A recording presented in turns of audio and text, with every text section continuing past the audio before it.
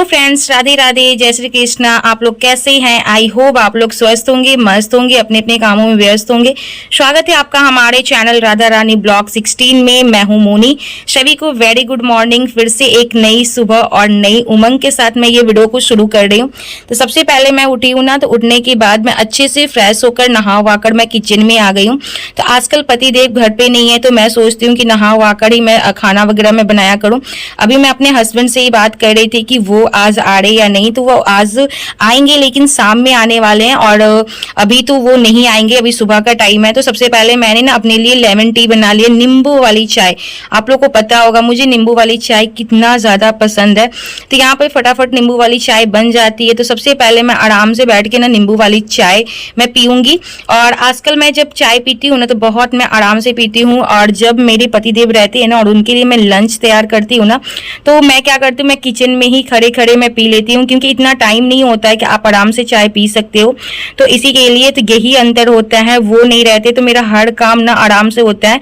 लेकिन सेकंड चीज ये होता है ना कि इतनी आराम से होता है ना कि सारे काम डिले हो जाता है, मतलब लेट से होता है।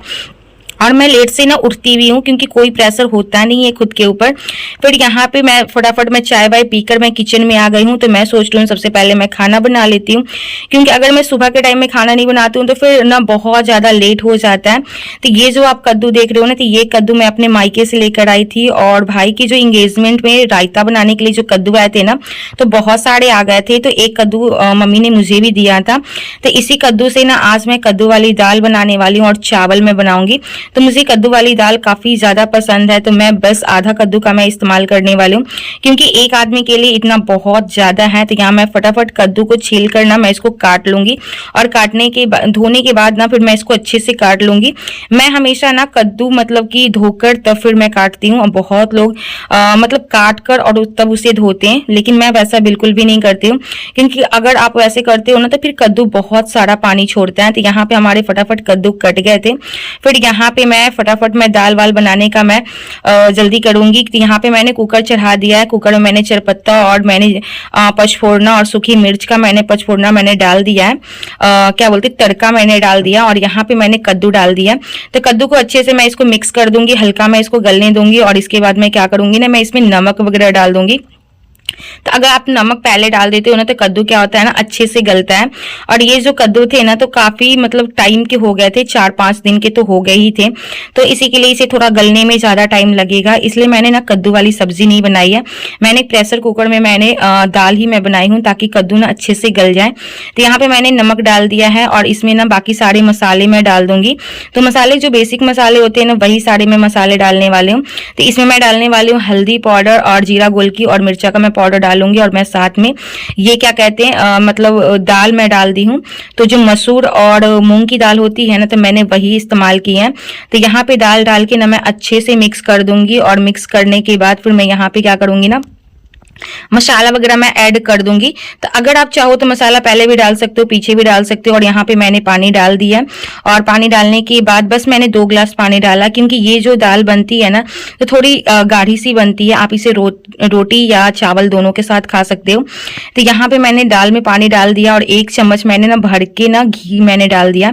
अगर आप घी डालते हो ना, तो दाल का स्वाद ना दुगना हो जाता है।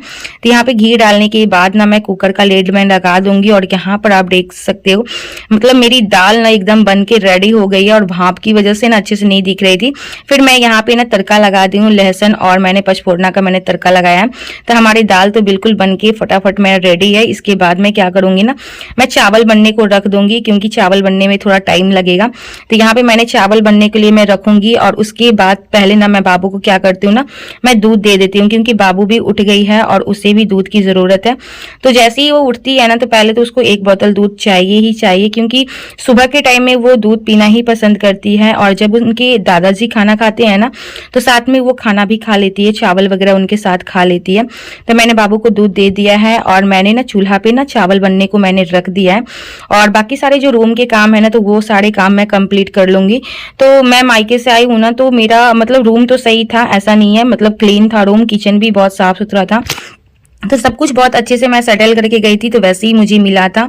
लेकिन हाँ, मतलब जब मैं आई हूँ ना मायके से, तो मुझे बैग वगैरह खाली करना है और जो कुछ भी मैं लेकर आई हूँ ना, तो उसे मुझे खाली करके रखना है। तो मैं घर से ना एक पैकेट में बिस्किट लेकर आई थी, मैरीगोल्ड, मम्मी ने दिया था बाबू के लिए।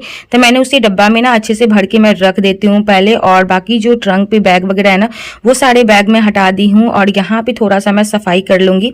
तो यहाँ पे अगर मैं टाइम टाइम से सफाई कर लेती हूँ ना, तो सही रहता है, वरना यहाँ पे ना चूहा वगैरह आकर ना बहुत ज्यादा गंदा कर देता है।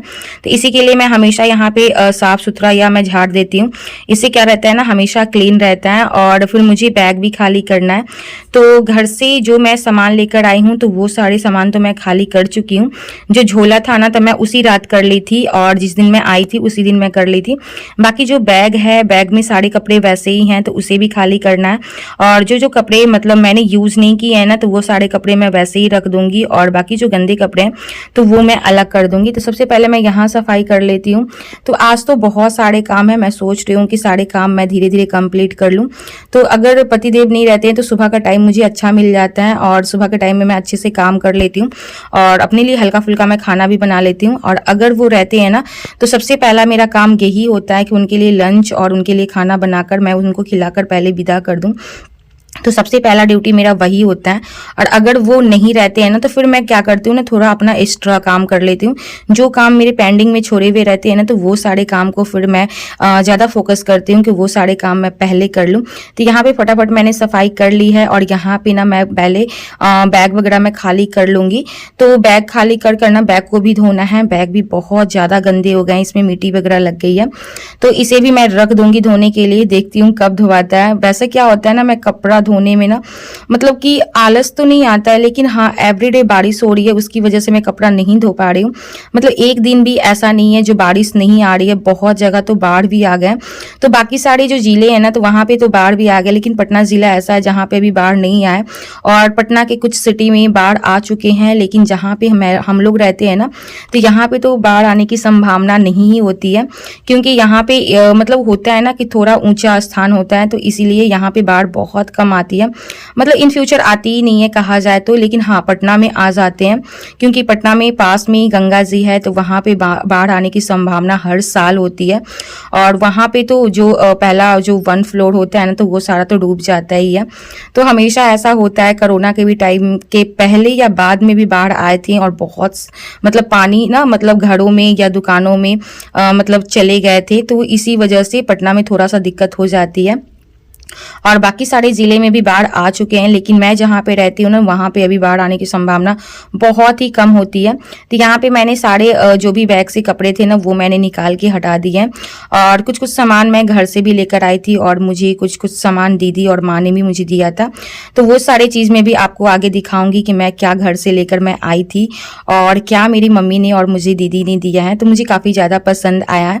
तो पहले सबसे पहले मैं क्या करती हूँ ना, बेड की सफाई कर लेती हूँ। तो बेड की सफाई फटाफट हो गई है, और बेड की सफाई करने के बाद ना मुझे और भी सारे काम करने हैं। और मुझे तो लग रहा है ना कि आज भी बारिश आने वाली है, क्योंकि मतलब मौसम इतना मतलब किया हुआ है ना, मतलब धूप तो निकलने की चांस बहुत बहुत कम है, और बारिश कब आ जाती है पता ही नहीं चलता है। जब मैं नीचे रूम में रहती हूँ ना, तो बिल्कुल भी पता नहीं चलता है बारिश कब आती है और कब जाती है।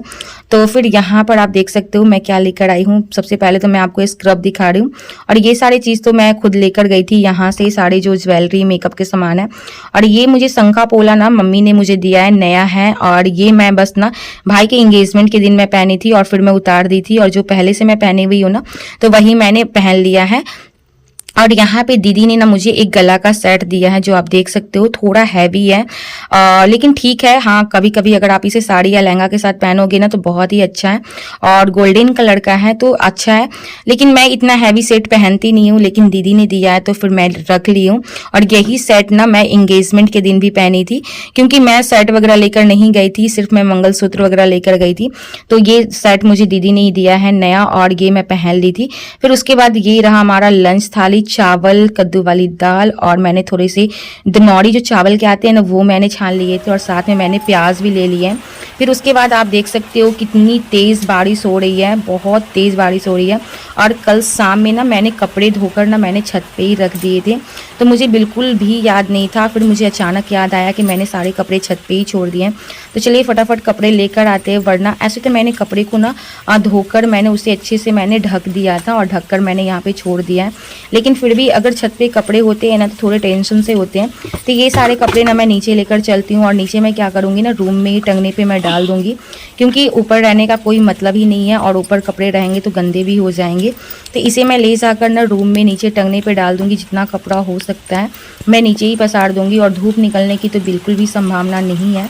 तो देखते हैं कब धूप निकलती है, और तो अभी शाम का टाइम भी हो गया है। तो फिर मैं यहाँ रूम में ना कपड़े लेकर आ गई थी और सारे कपड़े मैं टंगने पे डाल दूंगी।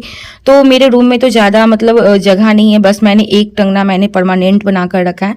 तो जब भी मुझे ज़रूरत पड़ती है ना तो मैं रूम में कपड़े डाल देती हूँ। और ये साइड में टंगना बना हुआ है ना तो बिल्कुल भी प्रॉब्लम नहीं होती है। और मैंने ऐसे मतलब प्लास्टिक से बनाया है ना जो जल्दी क्या होता है, विजिबल दिखाई नहीं देता है। और बहुत पतले से जो प्लास्टिक की रस्सी आती है ना जो पैकिंग में यूज़ किया जाता है, वही रस्सी का मैंने बनाया। काफ़ी स्ट्रॉन्ग भी होता है, मैं कुछ भी इस पे डाल देती हूँ ना तो बिल्कुल भी नहीं टूटता है। तो सारे कपड़े मैं इस पे डाल दूंगी। तो यही था हमारा आज का एक छोटा सा ब्लॉग। उम्मीद करती हूँ कि आप लोगों को हमारी वीडियो अच्छी लगी होगी। और आप लोग हमारी वीडियो को देखते हैं लेकिन वीडियो को बिल्कुल भी लाइक नहीं करते, तो प्लीज़ आप मेरे वीडियो को लाइक किया करें। अगर आप मेरे चैनल पर नए हो तो प्लीज़ मेरे चैनल को भी सब्सक्राइब कर देना। चलिए मैं आपसे अगले ब्लॉग में